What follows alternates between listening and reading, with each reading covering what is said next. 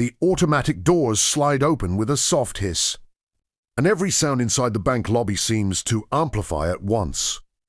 The sharp click of expensive shoes on marble, the low murmur of people who never check price tags, the steady hum of air conditioning that never fails because nothing in this place is allowed to struggle, except Marcus. He steps inside and pauses for half a second, not because he's unsure where to go, but because experience has taught him. What comes next? The looks, the quiet calculations, the way eyes skim his worn jacket, his scuffed shoes, his posture deciding instantly that he doesn't belong. Marcus exhales slowly and moves forward anyway, because turning back has never saved him. Hey, beautiful souls, before we go any further, where are you watching from today? Drop your city or country in the comments. Let's make this a shared journey. Across the street facing glass, two children sit on a cracked concrete bench. His daughter hugs a faded backpack tied against her chest, knuckles white. His son's foot bounces nonstop as his eyes stay locked on the bank doors. They don't laugh. They don't play. They wait. They are waiting on Marcus. Waiting to find out whether tonight will bring relief or another carefully explained disappointment. Inside, the security guard notices Marcus immediately. The stare lasts a second too long. The hand drifts just a little too close to the belt. Marcus doesn't flinch. He's learned that reacting only confirms what people already assume. He approaches the counter. The teller doesn't look up. She's young, polished, nails flawless. Her expression already carries the exhaustion of someone who believes their time is more valuable than the person standing in front of them. I just want to check my balance, Marcus says quietly. His voice is steady but not weak, controlled but not submissive. The teller lets out a slow, exaggerated sigh. Account number, she mutters, fingers hovering lazily over the keyboard, dips behind Marcus' ear. Not loud. Cruel. Worse. Confident. The kind of laugh that assumes permission. Marcus doesn't turn right away, but the sound lands heavy in his chest. The millionaire steps closer. Polished suit catching the light. Silver hair styled to look effortless. The kind of man who walks through life like doors open automatically for him. Some balancers don't really need checking, the man says, smirking. A few people chuckle. The teller smiles now. Marcus feels the old burn rise, not embarrassment, not anger. Memory. Because this isn't just any bank. This is that bank years ago. This same institution froze Marcus's accounts without warning. Suspicious activity, they called it. No conversation. No human explanation. Just automated decisions that crushed real lives. By the time the error was acknowledged, his business was dead. His home was gone. And his wife, already fragile, didn't survive the stress. The system corrected itself. Life never did. Marcus swallows. Outside, his daughter presses her face briefly against the glass. Searching for his eyes, then pulls back when she thinks she's been seen. The teller finally starts typing. Slow. Casual. Almost bored. So, she asks without looking up, are you withdrawing or just checking? Just checking, Marcus replies. Another chuckle behind him. The millionaire steps closer now, invading Marcus's space like it's his right. You know, the man says, voice dripping with amusement. There's an ATM down the street. Might save everyone some time. Marcus nods once. I'm fine here. Something tightens in the millionaire's smile. The teller presses enter. For a moment, nothing happens. Then the screen refreshes. Her smirk vanishes. Her shoulders stiffen. Her fingers freeze mid-motion. Color drains from her face so fast it's unsettling. She blinks. Once. Twice. What? She whispers. Marcus watches carefully now. The room seems to sense the shift. Conversation's quiet. Movement slows. The millionaire leans in, still amused. What he said? Hikes. Overdraft. The teller doesn't respond. Her eyes flick to the side of the screen alerts, flags, figures that don't behave like normal numbers. Outside, Marcus's son stands up. Inside, the teller swallows hard. I need to call my manager, she says. The millionaire frowns for the first time. Marcus remains silent because he already knows. He's known for years that this moment would come. What no one in this room understands what they never bothered to learn is that Marcus isn't poor. He's survivor poor. And the balance loading on that screen isn't just money. It's truth. If this story is hitting you right now, beautiful soul, make sure you're subscribed. Because what happens next doesn't just change this moment. It rewrites power. The manager steps out of the glass office, eyes locked on the teller's monitor. The millionaire's confidence cracks. And Marcus, standing quietly at the counter, feels something he hasn't felt in a very long time. Control. And suddenly, every screen in the bank freezes. A red compliance alert flashes. The system locks, and the room realizes all at once. This man was never meant to be laughed at. End of Act 2. All right, deep breath. Here's Act 2, where the power dynamic completely flips and the story reveals what Marcus has really been carrying all along. Act 2, the hidden truth. 15 menos 35% of story, 1000 odds. The red compliance alert keeps flashing. No Juan speaks. Not the customer's frozen mid-transaction. Not the security guard, now standing straighter than before. Not even the millionaire, whose confidence has quietly begun to leak out of him like air from a punctured tire. Marcus stays exactly where he is. He's still calm, watching. The manager clears her throat, forcing authority into her voice. Everyone, please remain where you are, she says. This will just take a moment. Moments like this never do. She leans toward the teller's screen, her eyes narrowing as she scans the data. At first, it's confusion, then disbelief, then something closer to fear. She looks at Marcus for the first time not as a nuisance, not as a problem, but as a person. Sir, she says carefully, can you confirm your full name? Marcus Hulley. He replies. The millionaire stiffens. That name lands differently for him. Marcus notices and files it away. Before the manager can say more, a quiet voice speaks from behind the counter. Stoppy. It's not loud, but it carries weight. An older man steps out from the back office, gray beard. Worn suit, eyes sharp with experience. This is not a man who smiles for customers. This is a man who understands systems. Run the legacy profile, he says to the manager. Not the retail view. The teller hesitates. Now, he adds. As she types, Marcus feels something stir in his chest. Not pride. Not revenge. Validation. Hey, beautiful souls, quick check-in.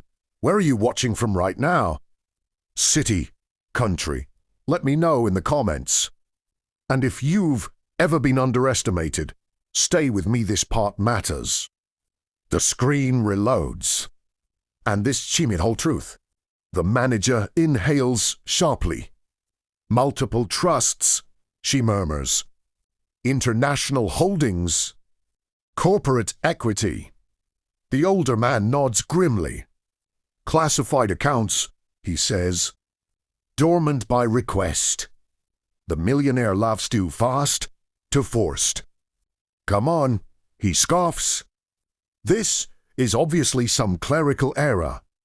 These systems glitch all the time, but no one joins him, because the older man has gone very still. He turns to Marcus. You were advised never to access these accounts publicly, he says quietly. Marcus meets his gaze. Was advised. Marcus replies, not ordered. Silence. That's when the truth begins to surface. Years ago, after the bank froze, Marcus's assets and destroyed his life, someone intervened quietly. Someone with enough reach to move money without headlines. His wife. Before she died, she had known the system would never apologize. So she prepared. With the help of a forensic accountant friend and a discreet legal firm overseas. She shielded what remained of Marcus's assets, placing them into layered trusts and corporate shells designed not for luxury, for Jimmy Tuhil. Time to rebuild. Time to wait until the truth mattered more than appearances. The older man exhales. She was thorough, he says. Brilliant, actually. The manager looks sick. Outside, Marcus's children watch. Through the glass, as staff begin whispering. Urgently into phones. Inside, the millionaire's smile is gone now. You're telling me, he says slowly. This man, he gestures at Marcus, is sitting on that kind of capital. The older man turns to him. No, he corrects. I'm telling you, he controls voting power in multiple acquisition vehicles. The millionaire blinks. Once. Twice.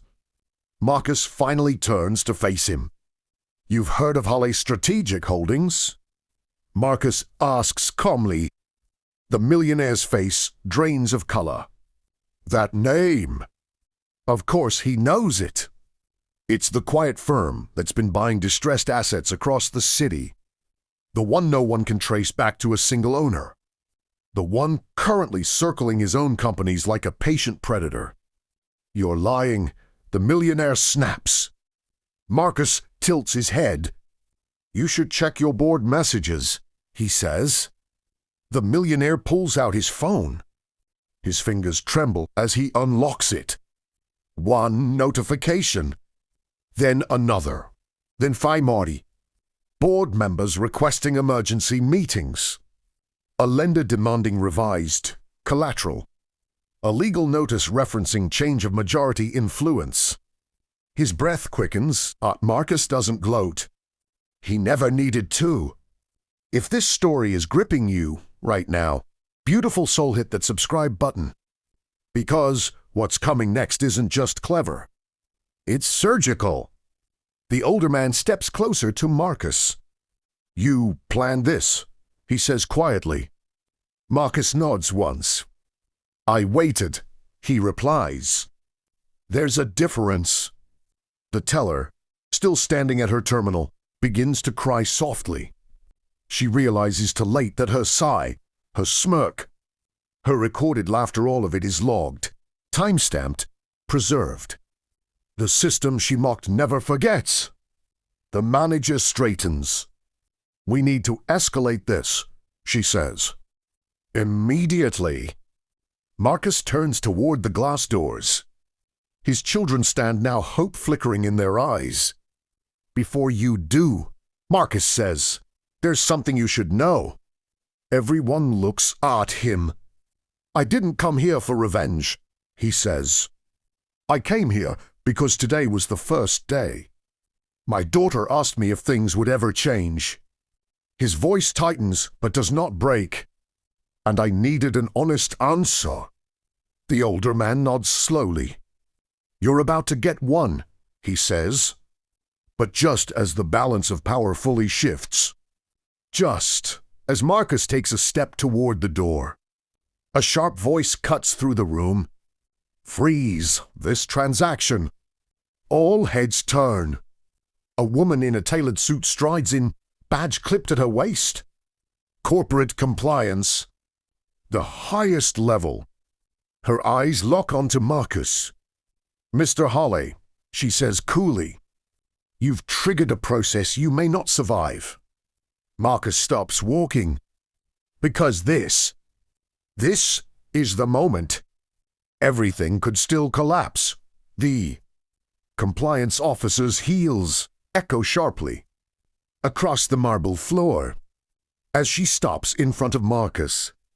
Mr. Holley, she says, voice clipped and precise. You've activated a level for review. Until this is resolved, your accounts are restricted. The room exhales in unison. The millionaire smiles again. Ouija. Not confident. Relieved. There we go, he says, shaking his head like this whole thing has been a misunderstanding. That's more like it. Marcus studies him for a long second. She nods. Of course, Marcus says calmly. Proceed. The compliance officer blinks. That wasn't the reaction she expected. Escort him to conference room B, she orders. Two guards step forward. Outside the glass doors, Marcus's children stiffen. His daughter grips the backpack tighter. His son steps closer to the entrance, eyes wide.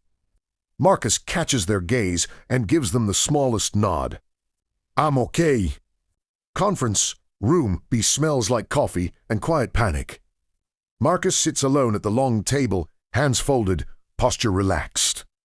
On the other side of the glass, the compliance officer, the manager, and the older banker argue in hushed but frantic tones. The millionaire paces nearby, phone pressed to his ear. Yes, he hisses. Delay everything. I don't care how. Marcus closes his eyes briefly. Then he opens them and speaks. You might want to lower your voice, he says through the glass. This room records audio. The millionaire freezes. Slowly, he turns. What did you say? Hahax. Marcus taps the table once. Conference hisses evenly. Full compliance capture. Video. Audio. Archived off-site. Doker fácil drains. The compliance officer snaps her head around. That's classified, she says. Marcus smiles for the first time, not to me. He reaches into his jacket and slides a thin folder across the table.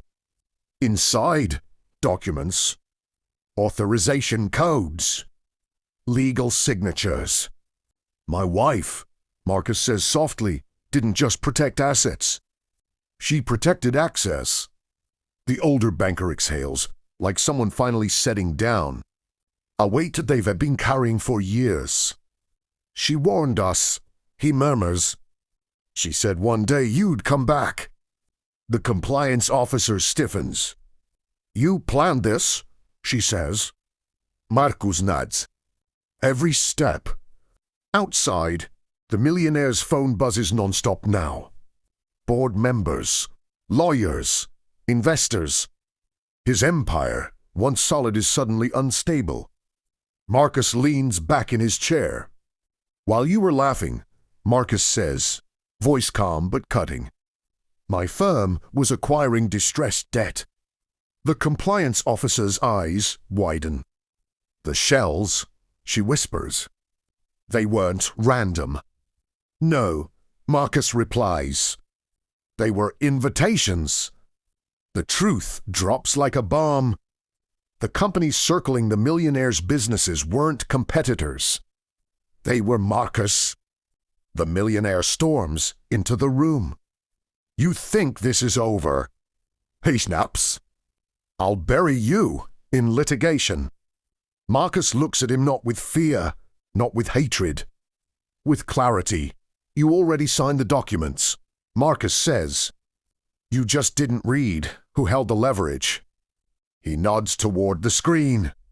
The older banker pulls it up. A recorded meeting. The millionaire's voice fills the room. Bragging, laughing, discussing how to pressure regulators, how to squeeze smaller partners until they break. The room goes silent. The compliance officer pales. This is criminal," she says. Marcus folds his hands. "And it's time-stamped," he adds. "And already backed up." For a moment, Marcus feels it. Triumph, UST Ice. The shift of power, so complete it's almost dizzying. Outside the glass, his children smile for the first time that day. But then, the compliance officer straightens. "You've exposed him," she says carefully. "But you've also exposed yourself." Marcus's chest tightens. "Your accounts," she continues, "can still be seized under emergency authority." The millionaire laughs wild now, desperate. "See?" He spits. "You're not untouchable." Marcus's smile fades. Because he knows this is the risk. The room tilts on everything. He rebuilt everything his wife. Protected hangs in the balance. The compliance officer raises her phone. "I'm escalating to federal oversight," she says. "Until they arrive, all assets are frozen." The words hit like a punch. Outside, Marcus's son presses his hands against the glass. Fear returns. For the first time since walking into the bank. Marcus doesn't know how this ends. Then his phone vibrates. Once. Twice. A message from an unknown number. Hell. Marcus looks up. The older banker meets his eyes and gives the faintest nod.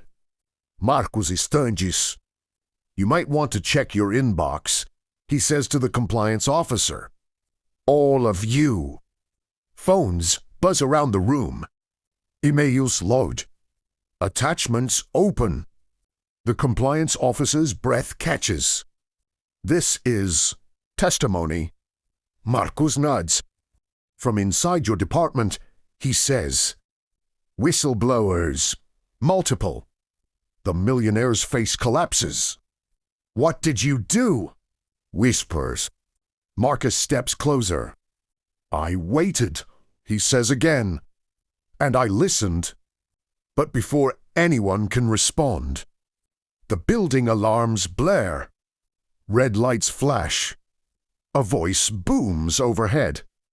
"Federal investigators on site. Please remain where you are." Chaos erupts. Hashi. Phones drop. Voices raise.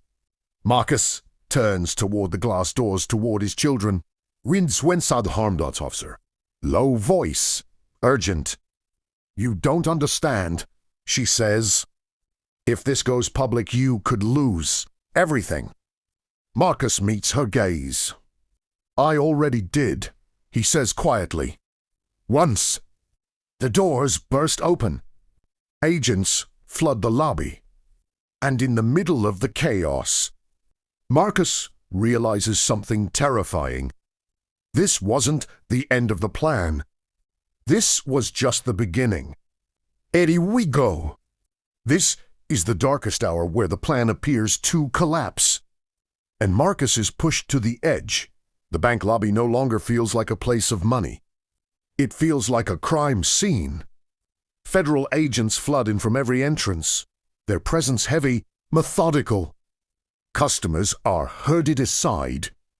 Phones are confiscated. Voices are silenced with raised hands and clipped commands. Marcus stands perfectly still. Not because he's calm, I'm still here. The millionaire is not handling this well.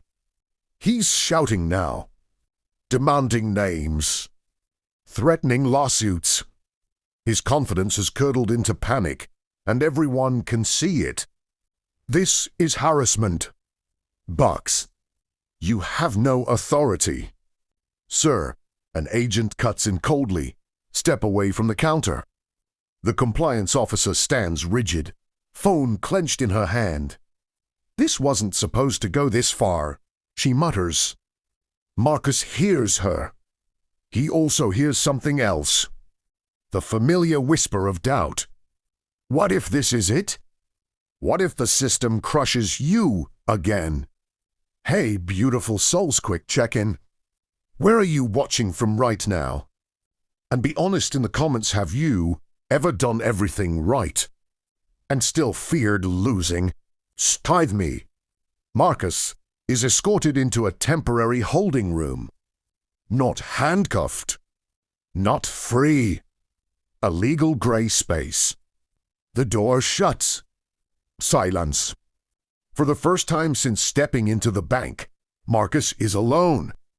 The weight hits him all at once. He leans forward, elbows on knees, hands clasped tight. His wife's voice echoes in his mind, not as sound, but as memory. If they ever force you into the open, she had said, it means the truth is ready. He hadn't understood then. Now he does. The door opens. Two agents step in, followed by a woman Marcus doesn't recognize. Lachi force. Sharp eyes. No badge visible, but authority radiates from her. I'm Special Counsel Elaine Morris, she says. Independent oversight. Marcus nods. She studies him carefully. You've caused a very expensive problem today, Mr. Holly. Marcus meets her gaze. I've exposed one, he replies. She almost smiles. Almost. Outside, the millionaire is being questioned aggressively now. His voice rises and falls like a drowning man grasping at words. Inside, Elaine Morris slides a tablet across the table. Your accounts are frozen, she says. Every entity connected to you is under review. Marcus's chest tightens. So it ends like this, he says quietly. Elaine watches him closely. No, she replies. This is the part where most people panic and ruin everything. Marcus closes his eyes for a moment. When he opens them, something has changed. He's not afraid anymore. I didn't come here for money, Marcus says. I came here for record. Elaine raises an eyebrow. He leans forward. My wife left more than assets. He continues. She left instructions. Elaine taps the tablet. And if I say we already found them? Marcus freezes. She swipes. Documents appear. Encrypted letters. Videophilis. A sealed testimony dated years earlier. Elaine exhales slowly. She predicted this exact chain of events, Elaine says, including today. Marcus's throat tightens. She knew the bank would never correct itself, Elaine continues. So she built a trap that only works when arrogance takes over. Outside, the millionaire suddenly goes quiet. To wait. Elaine glances at the glass. They're arresting him, she says calmly. Relief flickers in Marcus's chest. Then, his phone vibrates violently. Alert. Emergency injunction filed. Elaine's expression hardens. He's pulling a last move, she says. If this injunction stands, your assets could be locked for years. Years. Marcus thinks of his children, of starting over again. The fear comes rushing back. This is it. The moment where everything could still be stolen.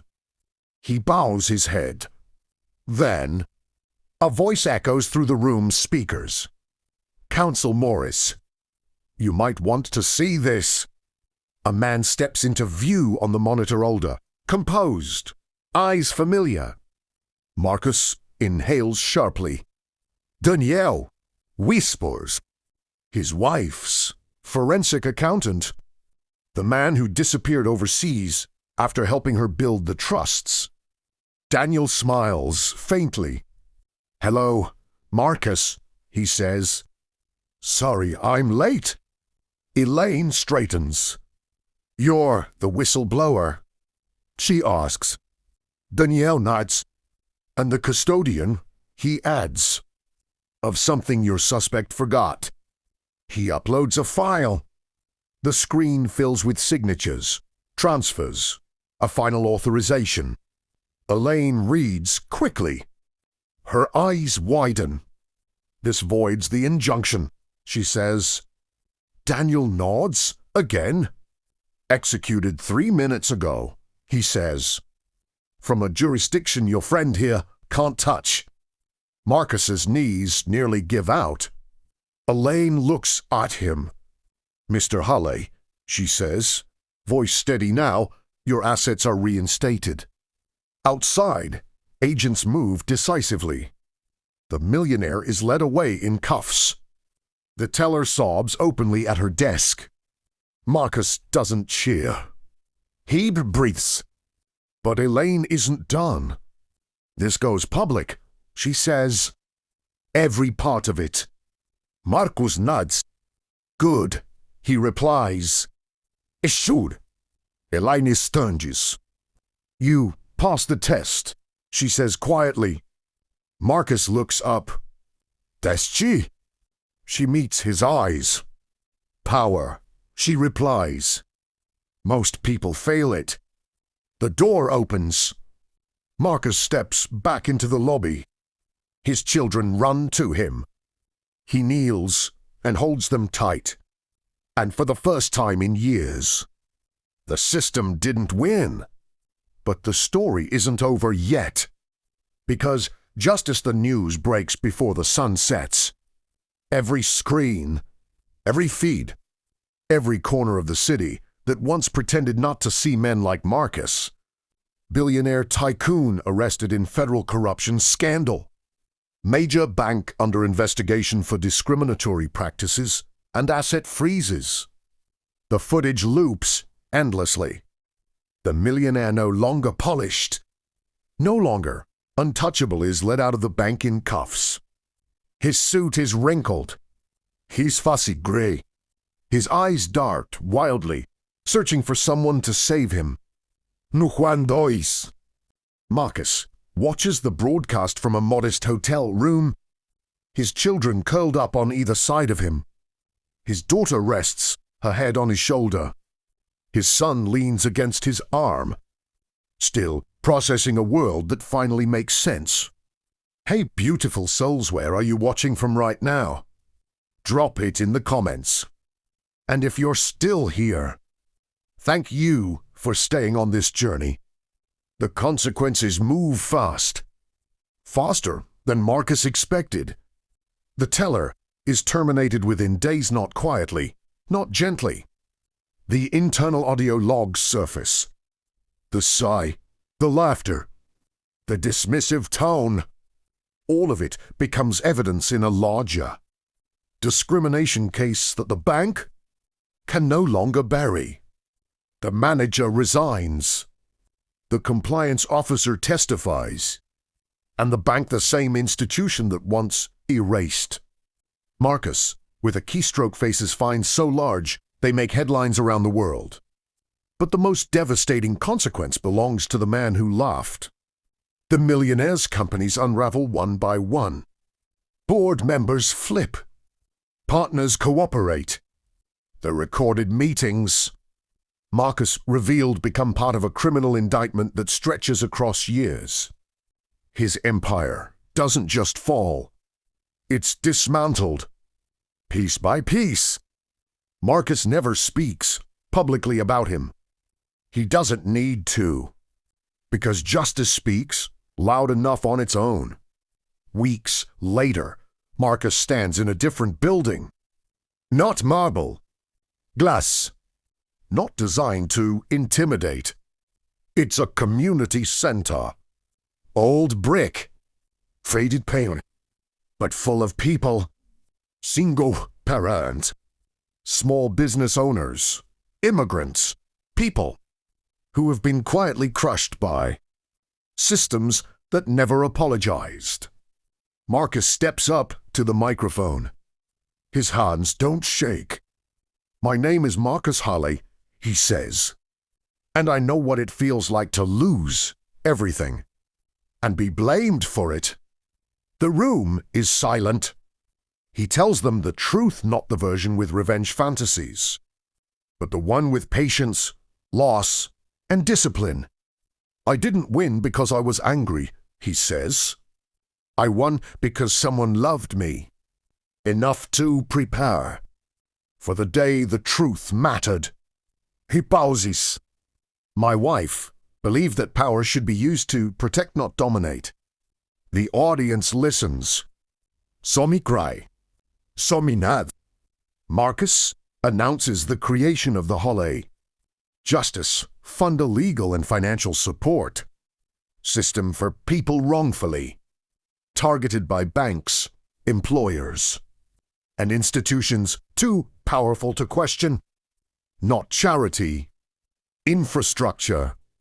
The room erupts.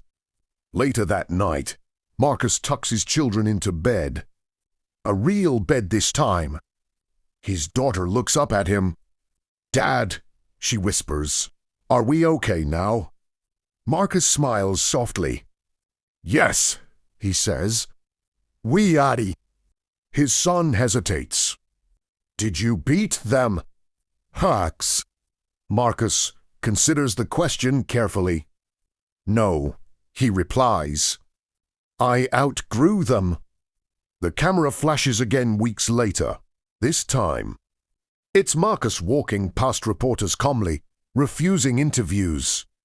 Behind him, construction begins on a new building one, funded by reclaimed assets seized from the Millionaire's empire. A financial literacy center. A legal aid office. A place where balance checks don't come with judgment. Full circle. Months later, Marcus returns to the same street. Same sidewalk. Same view of the bank. But this time, he doesn't go inside. He stands with his children, watching as a new sign is installed above the entrance. Under federal oversight. Zero tolerance, discrimination policy. Marcus exhales. Not in relief. In closure. He remembers the man he was that day standing quietly at the counter, asking for nothing more than information. "I just want to check my balance." The words that changed everything. Huh? Marcus checks something else. His children laughing beside him. His wife's legacy alive in every system corrected. A future no longer dictated by other people's assumptions. Hey, beautiful souls, thank you for taking this incredible journey with me. If this story moved you, hit that subscribe button. Share it with someone who's ever been underestimated. And tell me in the comments which moment hit you the hardest.